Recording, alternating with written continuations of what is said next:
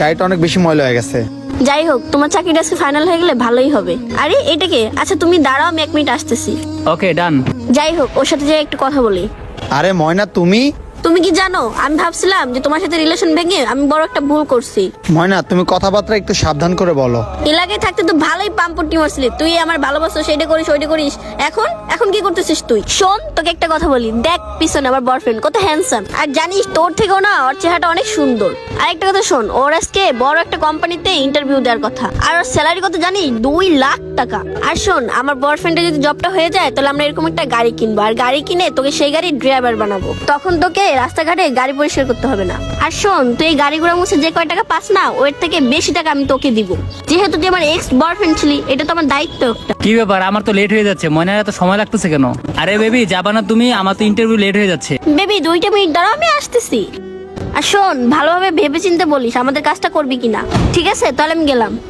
যাই হোক, আমার এক্স গরিব, ভাবতেও আমার অবাক লাগে। বেবি কে ছিল ছেলেটা? আরে তুমি বলো না, আমাদের এলাকায় একটা ছেলে ছিল, খুব পাগল মারতো, এই করবে সেই করবে কত কিছু, আর এখন দেখছো গাড়ি মুছতেছে। এইসব ছেলেরা এরকমই, তারা বড় বড় ফাপড় মারতে পারে, কাজের সময় কিছুই করতে পারে না। আরে বাদ দাও তো এই সমস্ত কথা, চলো সামনে যাই। চলো। গরিবের বাচ্চা কোথাকার। কি ব্যাপার, ময়না আমার সাথে এরকম কাজটা করলো কেন? যাই হোক, একটা ফোন দিয়ে ওদের অহংকারটা ভেঙে দিই, তাহলে বুঝতে পারবে আমি কে। বেবি আমার যেখানে ইন্টারভিউ দেওয়ার কথা না, সেখান থেকে একটা ফোন আসছে। আচ্ছা ঠিক আছে, তুমি কথা বলো। স্যারে কেন ফোনটা দিল? ফোনটা ধরি। হ্যাঁ, আমি আপনাদের কোম্পানির ওনার বলছি, নয়ন সাহেব। আপনি যেখানে আজকে ইন্টারভিউ দিতে আসবেন। জি স্যার, আমি চিনতে পারছি, আমার 5 মিনিট লাগবে আসতে।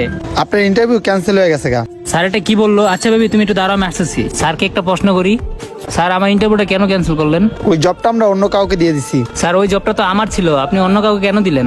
মিস্টার আলামিন, আপনি কোনো টেনশন করেন না, আমাদের কোম্পানিতে আরেকটা পোস্ট খালি আছে, আপনি চাইলে আমি ওই জবটা আপনাকে দিতে পারি। আচ্ছা কি কাজ স্যার বলেন তো? কোনো কষ্টের কাম না, কিন্তু প্রতি মাসে স্যালারি আপনি 3 লাখ টাকা করে পাবেন। কি স্যার 3 লাখ? আমার একজন পার্সোনাল ড্রাইভার লাগবে, আপনি যদি চাকরি করতে চান তাহলে আপনাকে আমি নিতে পারি। কি বলেন স্যার? আমি তো ইঞ্জিনিয়ারে পড়াশোনা করছি, আমি ড্রাইভারের কাজ কেন করব? আরে ইঞ্জিনিয়াররা তো সবকিছু করতে পারে, কিন্তু জব ছাড়া 3 লাখ টাকা কখনো পাবে না। কি বললো স্যার? এটা বুঝলাম না তো কিছু। কি হয়েছে বেবি? তেমন কিছু না, কোম্পানি থেকে ইন্টারভিউ দেওয়ার কথা ছিল না, স্যার ফোন দিছে। আরে কি বলো, কি বলে ওনারা? আর আমাকে যে জবটা দেওয়ার কথা না, সেটা অন্য কাউকে দিয়ে দিছে। কি? এটা কিভাবে হতে পারে? এটা কোনো কথা হলো? তোমার জায়গা অন্য কাউকে কিভাবে দিয়ে দিতে পারে? আর যাই হোক, তুমি বিষয়টা ভাবছো একবারও? তোমার এই চাকরি না হলে আমরা ঘর ভাড়া চলাফেরা কিভাবে করব, আর আমি শপিং করব কিভাবে? তুমি যেভাবে হোক এই জবটা নেওয়ার চেষ্টা করো। তুমি আমার কথাটা তো শুনবা, কোম্পানিতে আরেকটা পোস্ট খালি আছে। কি? হ্যাঁ 3 লাখ টাকা স্যালারি। আরে কি বলো, 3 লাখ টাকা? তাহলে প্রবলেম কিসের? যাও তাহলে। না এটা অফিসিয়াল কোনো কাজ না। আরে তাতে কি হয়েছে? স্যালারিটা তো বেশি পাচ্ছ, সমস্যা কি তাহলে তোমার? আর কি বলবো, আর যাই হোক ভালোই হয়েছে তুমি 2 লাখ টাকার স্যালারি জবটা পাও নাই, 3 লাখ টাকা স্যালারিটা পাইছো, ভালোই হয়েছে। 2 লাখ টাকা স্যালারিটা চলে গেছে